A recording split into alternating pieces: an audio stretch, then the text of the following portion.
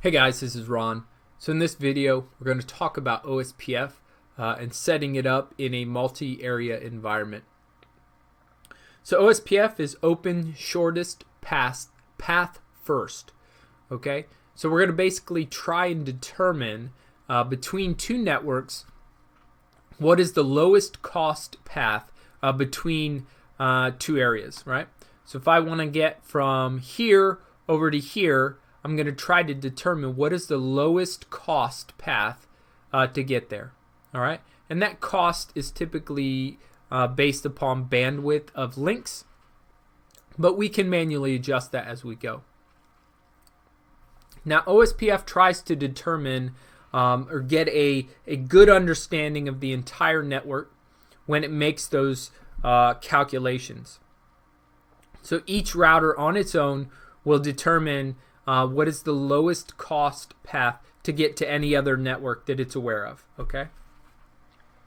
And it does that by learning about the network as a whole. Now, as your network grows, this becomes a little bit unsustainable because your database of all that information gets larger and larger. Well, to reduce that, what we can do is break our network up into multiple areas. So it lessens the amount of communication that has to take place to keep the network up to date, but it also reduces the size of the database that has to reside on every one of our routing devices. So a routing device within area 0 here in the center, which is called our backbone, it has to know about all of the devices and all of the networks within area 0. So everything within area 0 has to agree on what that looks like. But it doesn't necessarily need to know about every device within area 1 or every device within area 0. All it needs to know is that of the networks within area 1, here's the device I need to basically send it to get it there. And that would be router 4 for area 1 and router 5 for area 1 or area 2. Okay, now it does that again to segment the network, to break it up, to reduce the size of its link state database. Another one of the mechanisms it does in order to reduce the amount of traffic that it has to send on the network, to reduce the amount of chatter on the network, is it does what's called a designated router and backup designated router election. And this takes place on any link that can house multiple devices. So in this case, we have this Ethernet link between router 2 and router 1. What would happen if instead of going directly to each other, they went out and attached to a switch? And that switch was further hooked to maybe 3 or 4 or 5 other routing devices also participating in OSPF. Well, the amount of communications that would need to take place on a link like that would go up exponentially the more devices you added to it. So you're talking about building full relationships, you're talking about exchanging routing databases, you're talking about sending updates, and so it gets pretty heavy the more devices that you put on that link. So instead, what OSPF does is it elects a DR and a backup DR, right, to serve as that central point that everybody talks to, and then it talks to everybody else. So instead of building a relationship with every one of these devices, router 2 and router 1 would only build a relationship with the DR and BDR, but they wouldn't have to necessarily build a relationship with every other device. And so when they needed to send an update, they would transmit a 224.0.0.6 addressed packet, send it out. The DR would receive that, read it, and then if it concerned, if it was an update that had to be sent to other devices within that segment, it would repeat it out on 224.0.0.5. Okay? So they would talk directly to the DR, and then the DR sitting at that central point would repeat that back out to everyone else. And so the DR basically is speaking on behalf of everyone else on that network. And so it reduces the amount of traffic. It reduces the number of relationships that have to be built. And so you'll see DR and BDR quite a bit as we build OSPF. Area border router is another term we kind of need to talk about. We already discussed it a little bit. Router 4 and Router 5 sit between areas 1 and area 0, and area 0 and area 2. And so they are a area border router. So they sit at the border between two different areas. Okay. We also have ASBRs, or an autonomous system boundary router, and this takes place whenever you have multiple routing protocols running on the network and you're redistributing between them. So ASBR is router 7 here. So router 7 is running OSPF on one of its interfaces, and it's running RIP on another one of its interfaces. And it's going to redistribute between the two. And this makes it an autonomous system boundary router because it sits between two different routing protocols. We've also have link state updates, link state announcements, and our link state database.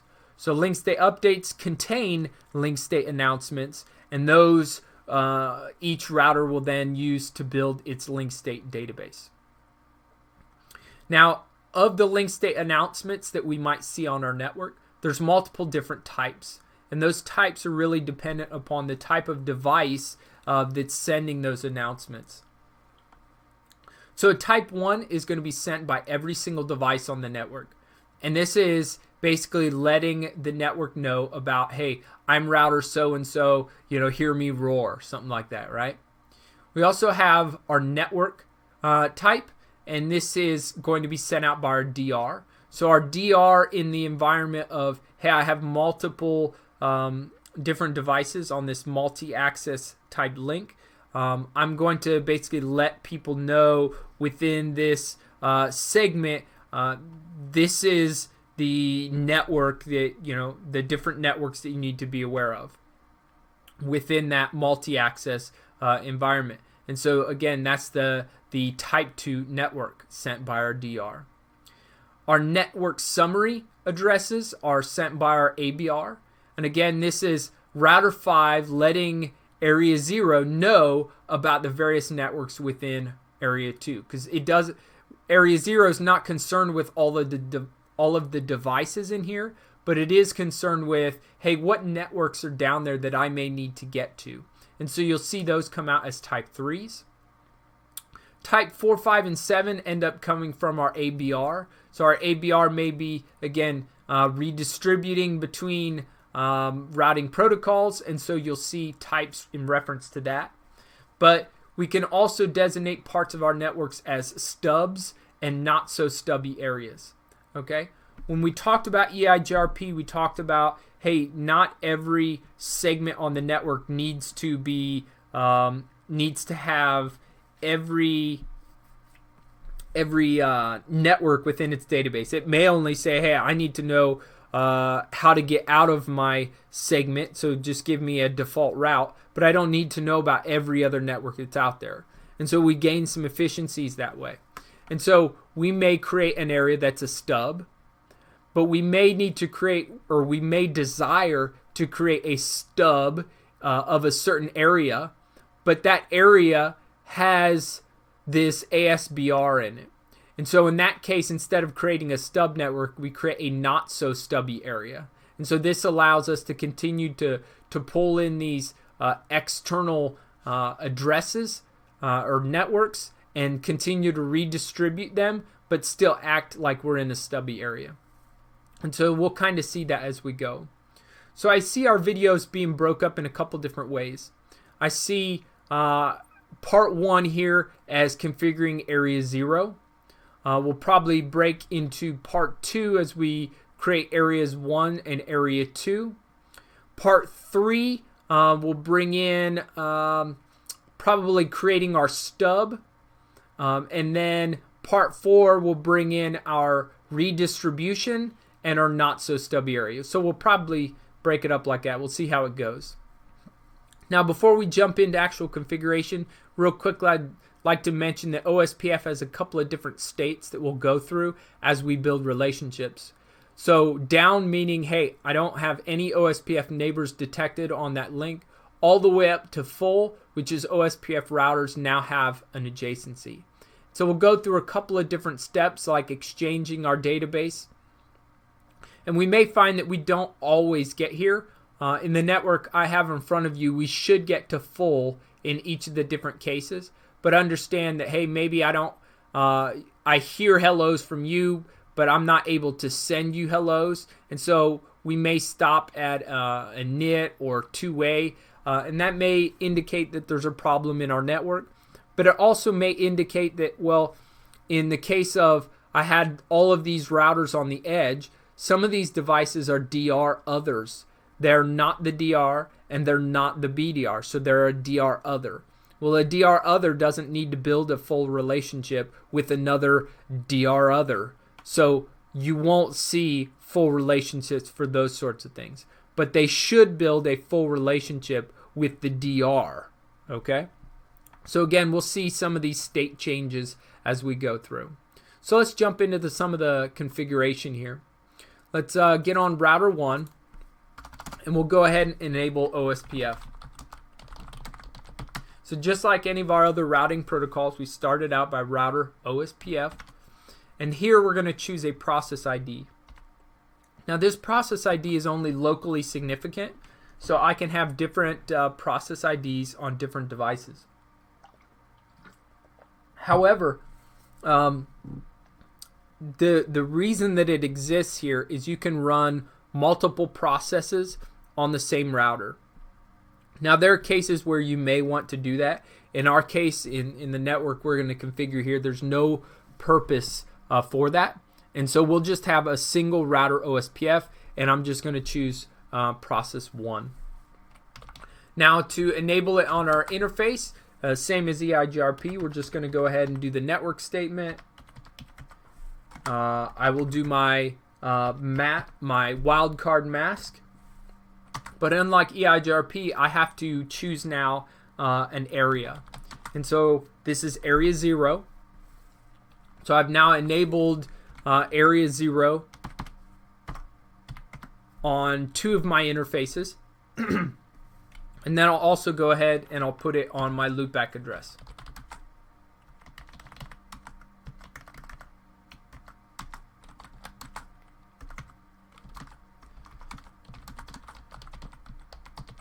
So if I do a do show IP protocols, it shows that I'm now running OSPF process ID 1.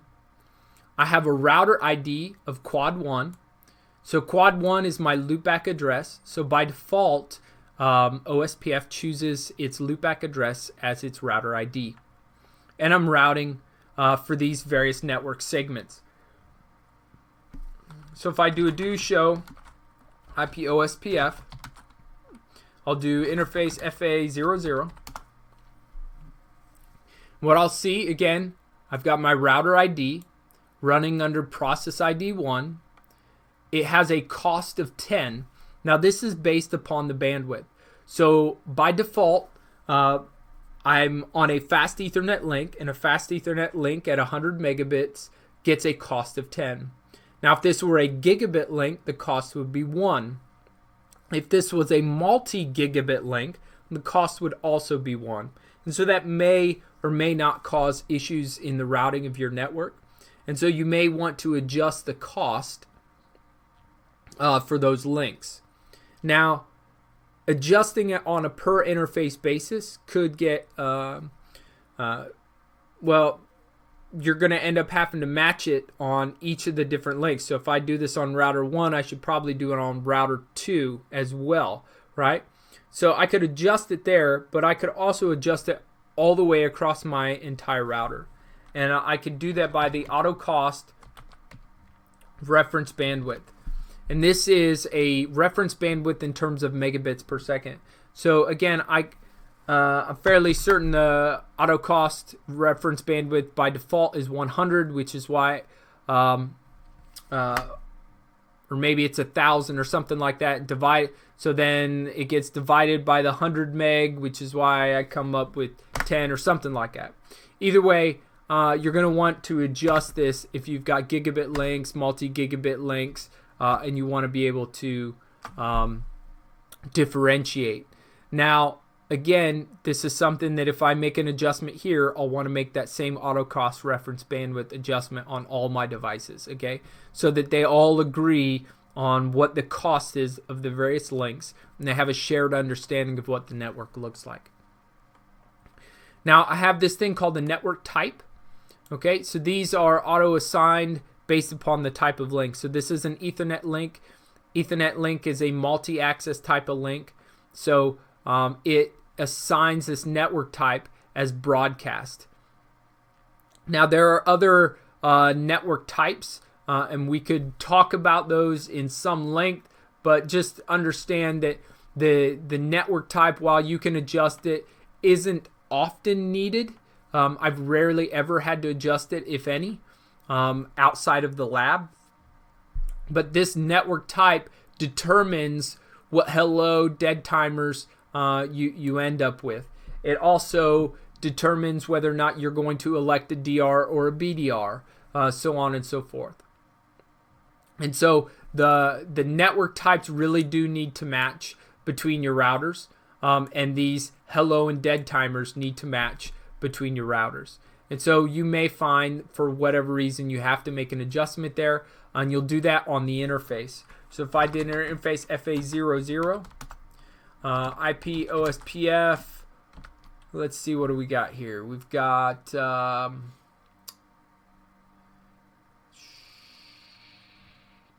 we can adjust our cost here. There it is, so network.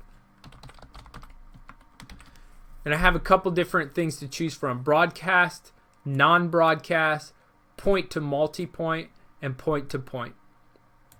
So within my network that I've got that we're working on here, you're only going to see broadcast, and this is each of my Ethernet links.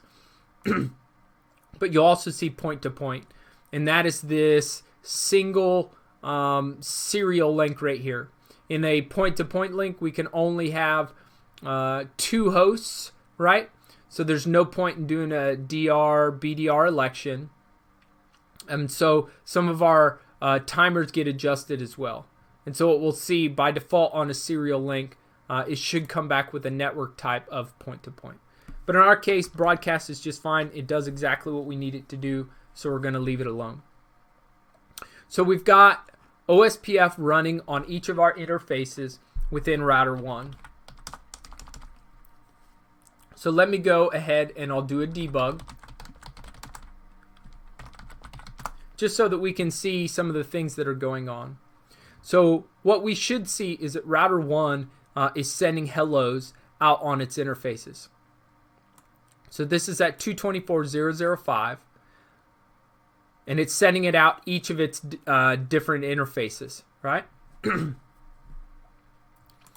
if I go to router 2,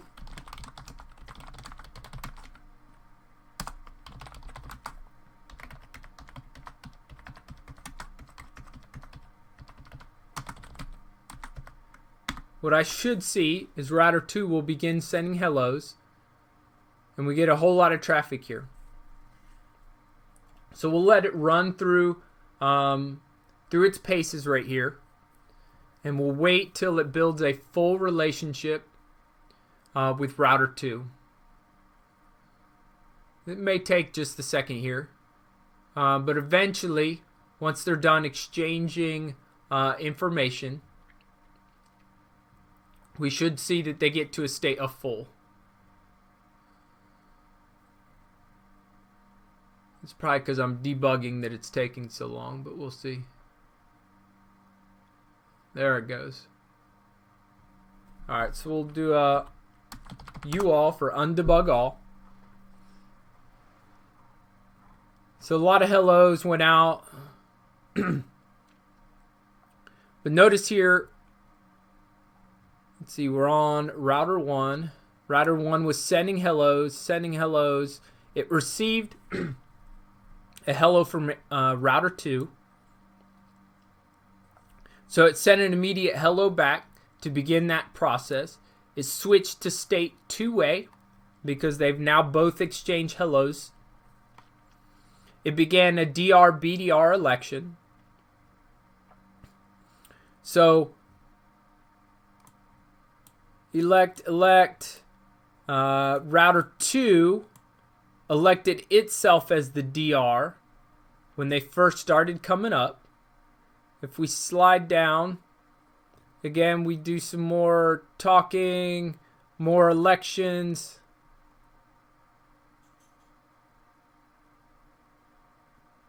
What we should have seen, and for whatever reason I don't see it here, I do a show IP OSPF neighbor. Priority of 1.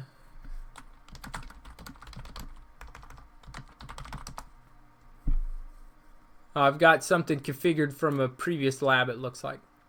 So the reason that the relationship or the BRD-DR election didn't quite look right to me is because the priority on router 1 is set to 0, and that's probably from a previous lab I did. And so it never tried to negotiate being a DR or a BDR. Instead, it just said, hey, I'm a DR other. I'm not even going to participate in this election. And so what we see here is that you never see a DR-BDR election with quad 1 in there. And so router 2 becomes the DR for the network, and there is no BDR for the network. And so we'll check it out when we build some other relationships, but what you should see is a back and forth election between the two. Now, we've progressed to two-way. We're moving through doing some elections. Now we start an exchange process, and we finally end up with a full relationship. So when we check out our IP OSPF neighbor, I have a neighbor relationship with router 2. Router 2's priority is 1. I have a full relationship with router 2. Router 2 is the DR for our segment. When I look on router 2, it says, hey, I have a full relationship with router 1. Router 1's priority was set to 0. I have a full relationship with router 1. Router 1 is a DR other because they had a priority of 0 and said, hey, I don't want to participate, and so on and so forth. If I do a show IP route, OSPF, I'll notice I now have entries for OSPF in here for that network. Okay? So that gets us a relationship between R1 and R2. So let's go ahead and bring in R3. Now with R3, I'm going to set up OSPF slightly differently so that you can see that it can be configured in other ways. So I'll start it out just like we did before, OSPF 1. And instead of doing my network statements in here, I'm going to exit out, and I'm going to actually enable OSPF on the interface itself.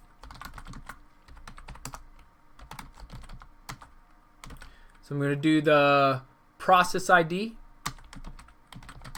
and then the area number. Now the reason I do it this way is because it's a little bit easier to tell on the actual interface what area I'm in. So I've seen people make mistakes with their network statements under router OSPF. Maybe they get a wildcard mask wrong, something along that. But if you specify this right on the interface, it's a whole lot easier to see, okay, within process ID 1, I'm running OSPF area 0 on this interface. So I can go up into FA01, area up. I'm going to put area 0 on that one as well. I can do my loopback.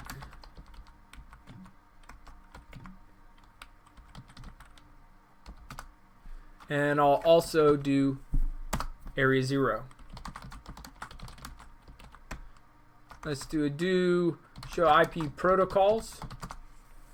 So you can see it looks almost exactly the same, with the difference of it actually specifies the network or the link or interface instead of the network statement here. And to me, that's a whole lot easier to tell. Okay, so these are configured explicitly on this interface, area 0 on these interfaces. A whole lot easier to see. Reference bandwidth set 100 meg.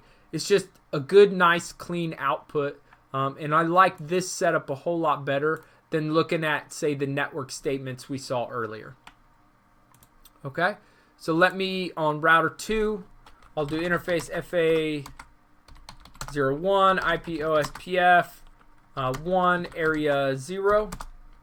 Interface loopback 0, IP OSPF 1, area 0.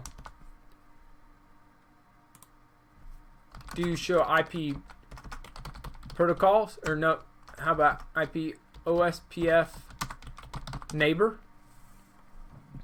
Notice on router 3, it sees both of its neighbors as priority 1. Because it's priority 1, and router 3 also has a priority of 1, router 1, being the lowest IP, got elected the DR. Router 2 was elected BDR. Let's look at router 2.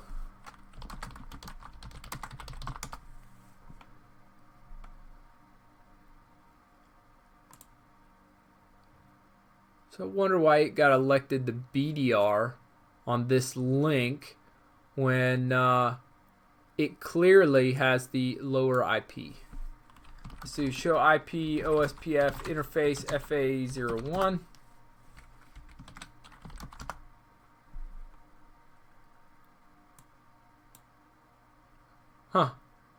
I don't know. I couldn't tell you. For whatever reason, the priority is 1, so they both match. Router 3 has the higher IP address, but for whatever reason, router 2 during the election became the DR or the BDR. Don't know why that is, but that's how it is. So we'll move on from there. So that establishes now router 1, router 2, and router 3 have their relationships up. Let's go ahead and enable OSPF on our interfaces to router 4 and router 5. So interface FA10, OSPF 1, area 0.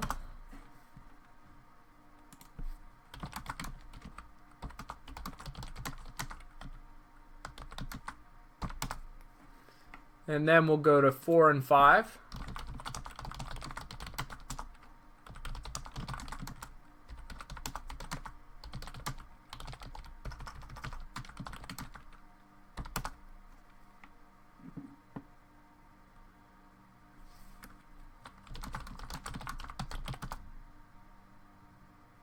Looks like I dropped my IP off this interface for some reason. So let's go ahead and fix that.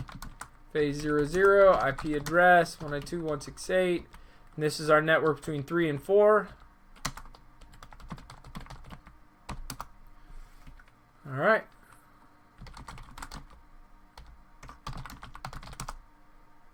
So I now have an IP on that interface.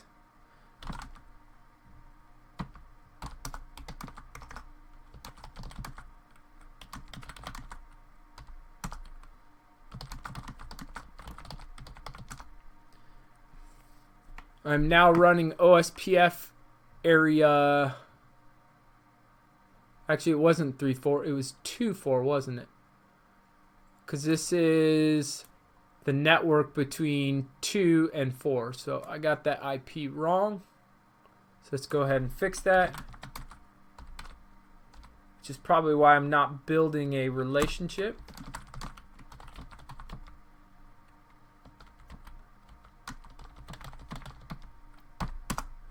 So let's see if that fixes it. So we should. Oh, there it goes. So now it built a relationship.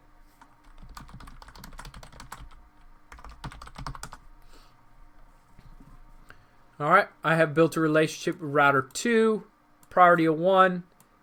I have a full relationship. Router 2 is the DR. If I go to router 5, let's make sure that one didn't drop its IP. It did not.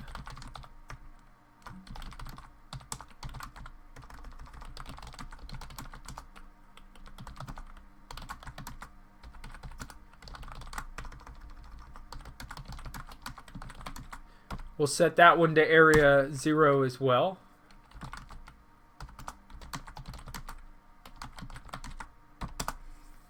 And there we go. So let's see. And we have a neighbor relationship with router 3 now. Priority 1, I have a full relationship, and router 3 is the DR. Okay? So that pretty much builds out area 0. So we have routers 1, 2, 3, 4, and 5 all configured as a part of area 0. So if I go to router 1, do show IP, I don't even need a do show IP route OSPF.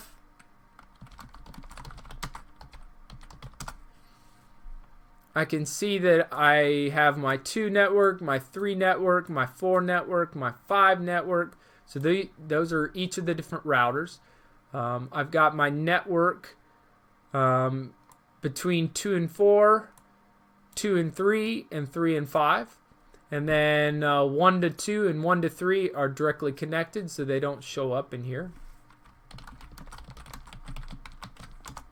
If I look under my Show IP OSPF database, under that whole type 1 router, right? I know about router 1, I know about router 2, router 3, router 4, and router 5. And then those network types, I know about the 12 network, the 13, the 23, the 24, and 35. And that's it, right? So this is all in OSPF area 0. These are all the routers within area 0. These are all the networks hanging off of those routers that I'm concerned about, or the links hanging off of those routers. So again, that's area 0. We'll cut video 1 there. We're already at the half-hour mark. So if you hung in that long, I appreciate it. Hopefully you got something out of it. And when we come back, we'll begin by bringing in area 1 and area 2. Thank you. Bye.